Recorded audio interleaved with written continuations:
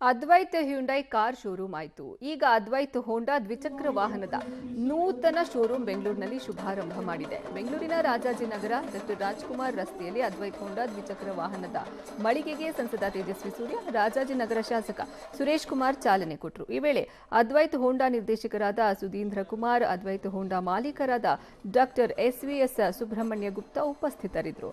ಬೆಂಗಳೂರಿನಲ್ಲಿ ಅದ್ವೈತ್ ಹೋಂಡಾ ದ್ವಿಚಕ್ರ ವಾಹನದ ಮೊದಲ ಶೋರೂಮ್ ಆಗಿದೆ.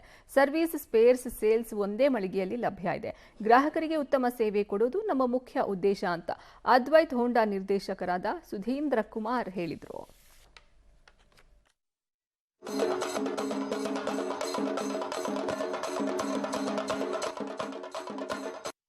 Advait Honda, the first outlet in Rajachinagar bandide.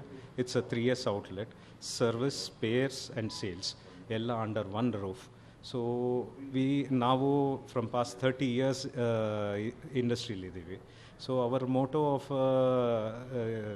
in this industry is to take ಇದು ಎಲ್ಲ ಕಸ್ಟಮರ್ಸ್ನು ಚೆನ್ನಾಗಿ ನೋಡ್ಕೊಬೇಕು ಅಂತ, ಆ್ಯಂಡ್ ದೇ ಶುಡ್ ಬಿ ಅವರು ಹ್ಯಾಪಿ ಆಗಿರಬೇಕು.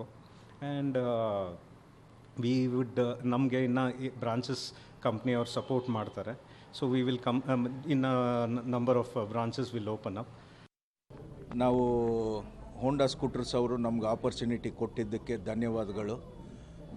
ನಾವು ಒಳ್ಳೆ ಸರ್ವಿಸ್ ಕೊಟ್ಟು ಕಸ್ಟಮರ್ಸ್ ರೆಸ್ಪೆಕ್ಟ್ ಮಾಡಿ, ಸೊ ಅವ್ರ ನೀಡ್ಸು ಬಗೆಹರಿಸಿ, make sure their daily commute is happier. ನಾವು ನಮ್ಮ team guarantee we will make sure we give good service. ಬೆಂಗಳೂರಿನಲ್ಲಿ, ಕರ್ನಾಟಕದಲ್ಲಿ ಅದ್ವೈತ್ ಹುಂಡೈ ಬಹಳ ಜನರ ವಿಶ್ವಾಸವನ್ನು ಗಳಿಸಿದಂಥ ಒಂದು ಟೂ ವೀಲರ್ ಮತ್ತು ವೆಹಿಕಲ್ನ ಡೀಲರ್ಶಿಪ್ ಇರುವಂಥದ್ದು. ಇವತ್ತು ಅದ್ವೈತ್ ಹೋಂಡಾ ಇಲ್ಲಿ ರಾಜಾಜಿನಗರದಲ್ಲಿ ಪ್ರಾರಂಭ ಆಗಿದೆ.